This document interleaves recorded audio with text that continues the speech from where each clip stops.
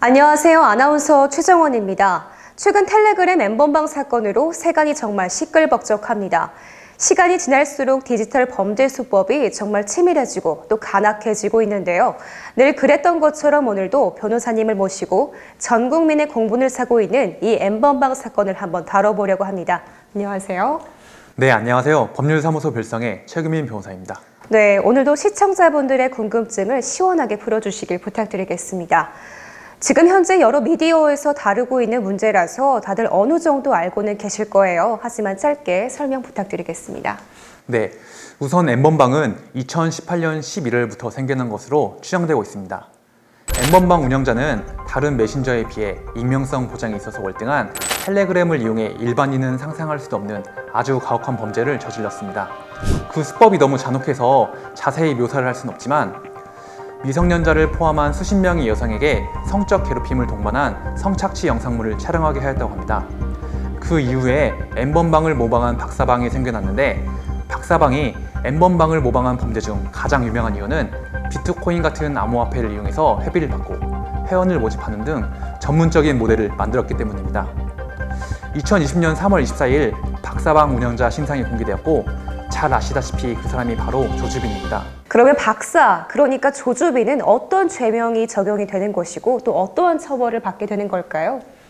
박사 조 씨에게 적용될 수 있는 죄명은 아동 청소년의 성보호에 관한 법률상 아동 음란물 제작 배포죄, 형법상 강요, 강제추행, 그리고 성폭력 범죄 처벌 등에 관한 특례법상 카메라 등 이용 촬영죄 등 여러 범죄가 적용될 수 있을 것 같아요. 조 씨는 여기서 가장 중한 범죄인 아청법상 음란물 제작 배포죄의 형량에 따라 5년 이상의 유기징역형을 받을 것으로 보여집니다. 네, 항상 저는 이런 사건을 보면서 왜 이렇게 우리나라는 처벌이 가벼울까 이런 생각이 들더라고요. 미국의 경우에는 징역 100년, 또 200년 등 정말 무거운 형벌을 많이 가하고 있잖아요.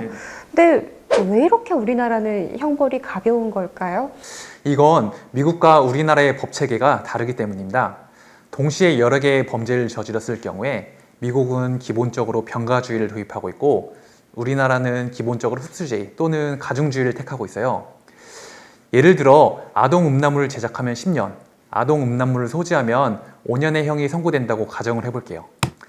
만약 범죄자가 2개의 아동 음란물을 제작하고 20개의 아동 음란물을 소지하고 있을 경우 병가주의를 택하고 있는 미국이라면 10년 곱하기 2개, 그리고 5년 곱하기 20개 해서 총 120년 형을 선고할 겁니다.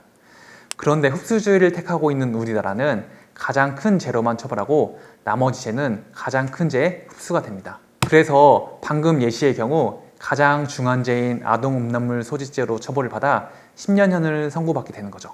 위에는 간단한 예시를 든 것이기 때문에 경우에 따라서는 2분의 1을 가중하는 등 형량이 계산되는 방법이 더 복잡해요.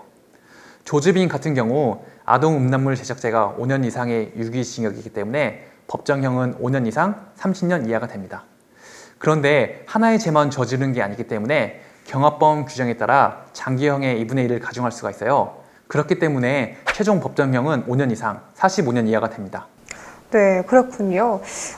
그런데 제가 알기로 N번방 사건은 가입자만 26만 명으로 추정이 된다고요. 그러면 이 사람들에 대한 처벌이 어떻게 되는 걸까요? 네, 제가 정리해 드리겠습니다. 우선 사실관계부터 짚고 넘어가죠. N번방 가입자가 26만 명이나 된다는 이야기이기 때문에 이 사건이 더욱더 공분을 사고 있는데 이것이 팩트라고 판단할 근거가 없습니다. 어디서 26만 명이 나온 것인지 확인할 필요가 있겠으나 오늘 영상에서는 잠시 이 이야기를 제쳐두겠습니다. 일단 N번방에 속해 있는 가입자는 최대 150만 원까지 지불하고 입장한 프리미엄 회원도 있고 단순한 일반 회원도 있는데 이렇게 나뉜 회원 등급에 따라서 행해진 범죄의 방식이 다르기 때문에 그에 따라 적용되는 법도 다릅니다. 일단 돈을 지불하고 입장한 유료 회원은 아동 음란물 제작자의 공동 전범으로 처벌될 가능성이 있습니다.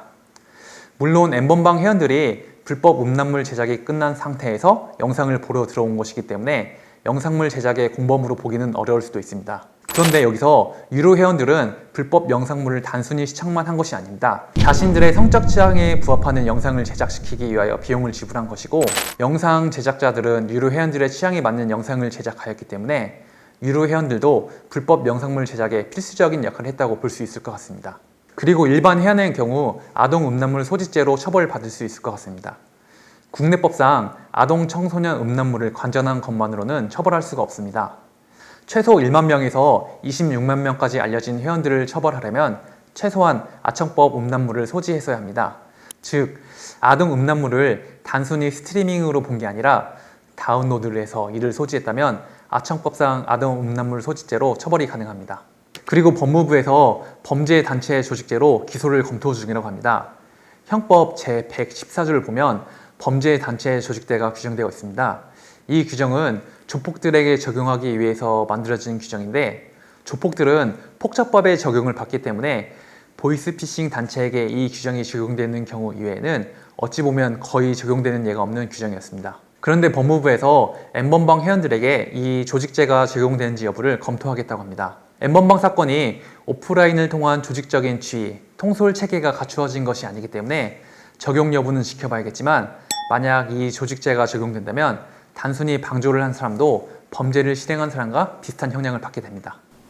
네, 이번에는 정말 무거운 처벌이 내려졌으면 좋겠습니다. 거기에 더불어서 저도 다른 많은 사람들과 마찬가지로 이 범죄와 연루된 많은 사람들의 신상 공개 여부가 정말 궁금했거든요. 이게 가능한지 좀 사실 의문이 들거든요. 어떤 의문이 드셨나요? 회원들은 그 수가 정말 많잖아요. 이 사람들의 신상이 공개되는 수준이 어디까지인지는 모르겠습니다. 하지만 이름이나 나이, 또 성별 정도라면 동명이인 때문에 좀 피해가 더 갈 수도 있을 것 같기도 한데요. 만약 얼굴이나 사는 곳 등 더 많은 정보가 공개되면 또 그것대로 문제가 생기지 않을까 하는 우려가 좀 들기도 하네요. 성폭력처벌법 제25조는 유죄 확정 전이라도 피의자가 죄를 범했다고 믿을 만한 충분한 증거, 국민의 알 권리 보장과 피의자의 재범 방지, 그리고 범죄 예방 등 공공의 이익을 위한 필요 등 요건을 갖췄다면 신상을 공개할 수 있도록 규정하고 있습니다.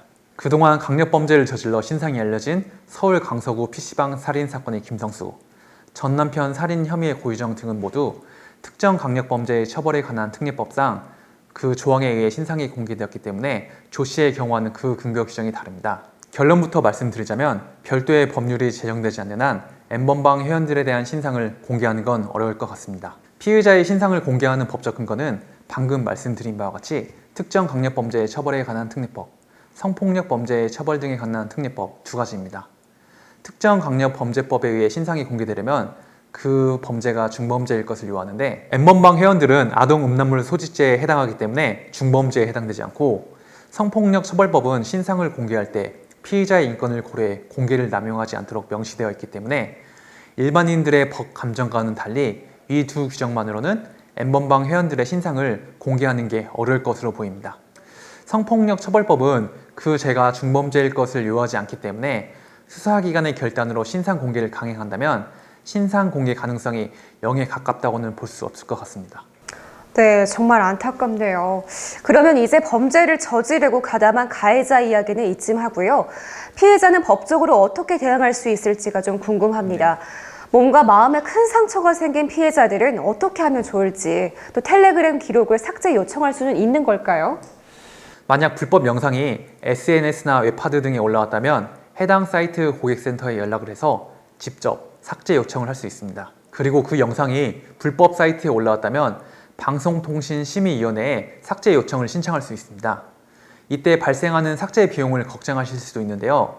성폭력 방지 및 피해자 보호 등에 관한 법률에 따라 국가가 먼저 삭제 비용을 부담하고 추후에 가해자에게 그 비용을 청구하기 때문에 비용에 대한 걱정은 하지 않으셔도 됩니다.